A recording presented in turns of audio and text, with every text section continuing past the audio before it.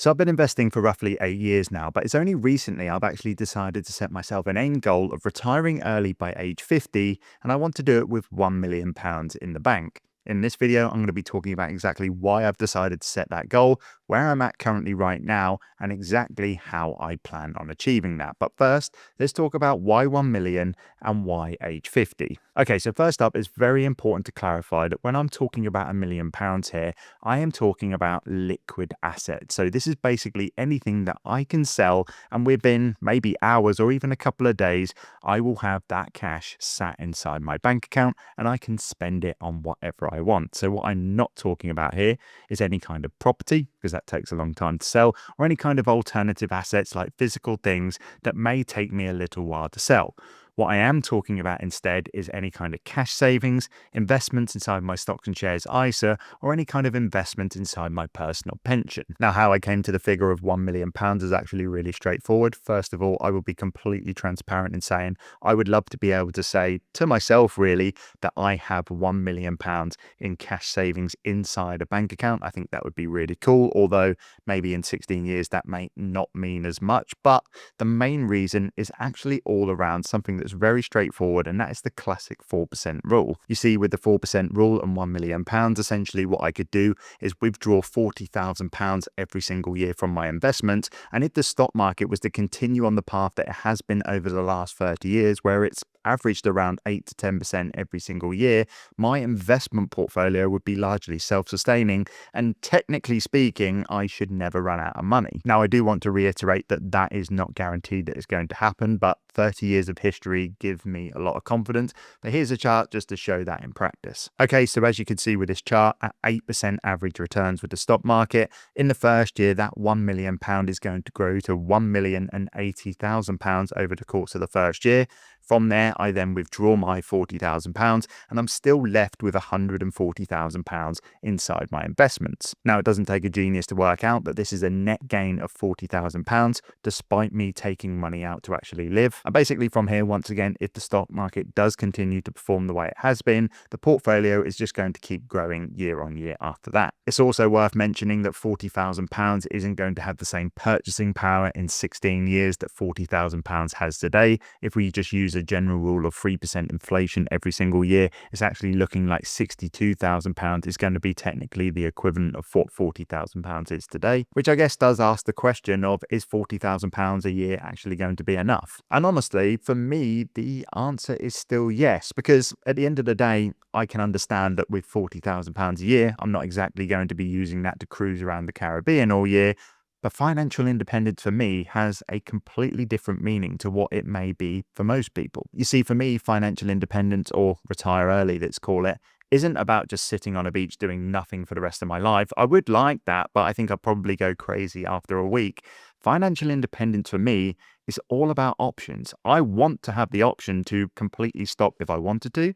I want to have the option to maybe go part-time, or maybe just have the option just to do something that I really enjoy without having to worry about earning money from it. That's what financial independence really means to me. And right now I don't have that choice, and that's why I'm working very hard towards that. A couple other things that have really convinced me that £40,000 is going to be enough by the time I reach 50 is, number one, a large chunk of my current expenses is being tied up in my mortgage. My mortgage is still relatively quite high, and I'm forecasting that 16 years from now, I'm going to have paid a large chunk of that off, or maybe even have completely paid it off. And that's going to have a massive effect on how much money I need to be laying out every single month. And it's also worth mentioning that I do have a partner, which of course I don't plan on breaking up with. And by the time we reach that age, it's not just going to be a single income that we're going to be relying on. We're going to have both of our incomes in our retirement plans and things like that. Another thing to mention is that the 4% rule in itself is generally quite a conservative rule, as it was originally designed around a 30 to 40 year retirement window.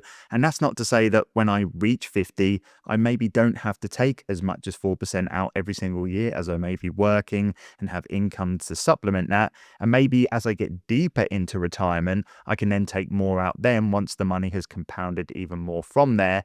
Because at the end of the day, once again, it all just comes down to options. And I know that if I can reach 1 million by the age of 50, I am going to have options regardless of what inflation is saying and even regardless of what market performance is saying as well. Which I guess brings me to my current situation and where I'm at right now. So as it stands, I currently have £88,500 inside a Vanguard Stocks and Shares ISA.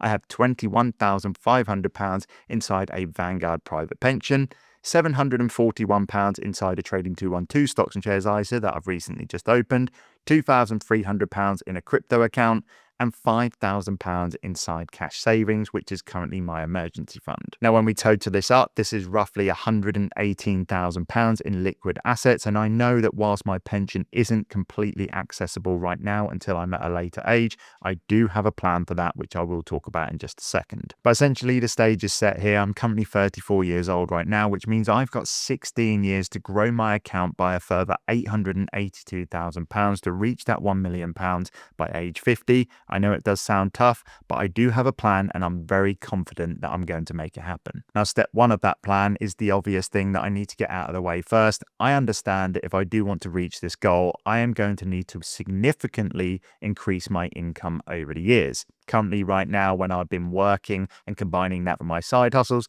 I've averaged around £60,000 every single year. And I've identified that if I do want to be able to reach my goals and fulfill steps number 2 and 3, which we'll talk about, I'm going to need to increase my income way into the 6 figures. Now, how am I actually planning to achieve that? Well, in December last year, I actually quit my job, which initially doesn't sound like the best idea, but the reason I've done that is to go all in on my business and my other side hustles. And so far this year, it's already looking like I'm going to be on track to have my first ever 6-figure year, which is of course a really good start. Now, once I can get my income sorted and increasing, the next 2 steps is all about investing, with step number 2 is to max out my Stocks and Shares ISA as much as I possibly can. Now, last year I managed to invest £15,770 into my Stocks and Shares ISA, and I am going to need to continue investing at this rate or maybe even higher if I do want to reach that 1 million. I do think this step is going to be the most difficult one of the most, because basically the income that I'm going to be putting inside my Stocks and Shares ISA is all going to be post-tax, which means it's going to be the income that I'm also using to live off in the meantime. So there is going to be a level of frugality that is going to be needed from myself. But it is also worth mentioning that everything that I do invest into this account from there is going to be completely protected from any kind of capital gains or dividend tax, which is going to give me a good 16 years at least for as much of that money to compound as much as possible.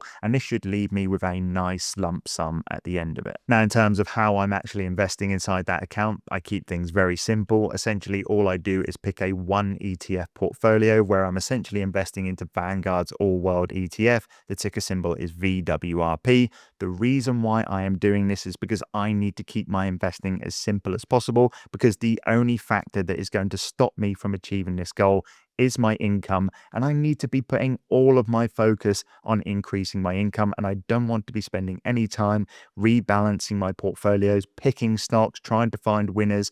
I just need to pick one fund and invest into it every single month, and the main focus needs to be on increasing my income. By the way, if you did want to check out my completely free investing guide, which is all on just one page, and all it does is just show you exactly how to get set up with a Stocks and Shares ISA and pick your first investment, such as an index fund or an ETF. If you did want that, it's going to be on the screen right now, or you can check the link in my bio. But essentially from here, I move on to step number 3, which kind of just ties everything together, and that is investing money into my self-invested personal pension. And I'm going to be doing this all from the profits of my business. Now, the initial plan is to invest £1,000 a month from my business, because this is my main driver of income now, and this is going to have a number of benefits by doing this. The first one, and the main one, is that contributions from a business into a private pension is going to be tax deductible from your corporation tax. And basically what this essentially means is that I'm going to become more tax efficient within my business, and at the same time I'm going to of course be growing my wealth because I'm investing into a private pension. And basically the other benefit is because I'm in my own self-invested personal pension,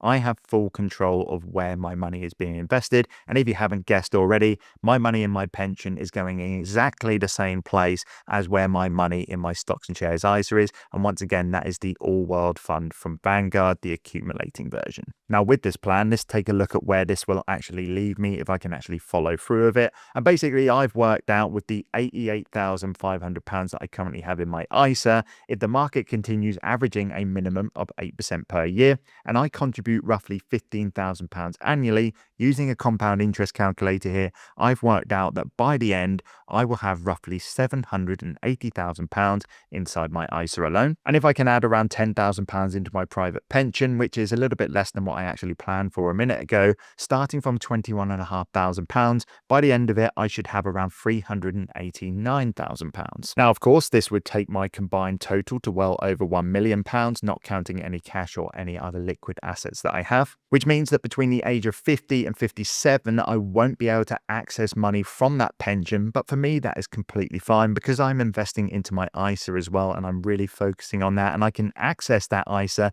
at any time. What I will be able to use is what we call a ISA bridge, where basically I will withdraw from the ISA in the meantime until the age where I can reach that pension. And because I will be using the 4% rule, or maybe even withdrawing less, and if stock markets continue to rise at the same rate, my stock portfolio inside my ISA is going to continue growing, and I'm going to be able to allow that pension pot to be able to compound completely free because I'm not going to be taking any money from it. So by the time I do reach age 57, I'm going to have even more money than I probably initially thought. Now, I do really want to just be clear here that a lot of this is just projections and things that are making on a lot of assumptions that the stock market is going to continue growing at the same rate it has, and none of this is completely guaranteed. And it is also worth touching on the sequence of when those returns happen as well. For example, a really big stock market crash right towards the end of my goal is going to have a much bigger effect on what I actually plan to do than maybe if the stock market was to crash tomorrow. These numbers at the end of the day are just a target and a framework, which is still so important to have because at the end of the day, I've been investing for the last 8 years now, and for the first 6 of those, I didn't even have a goal.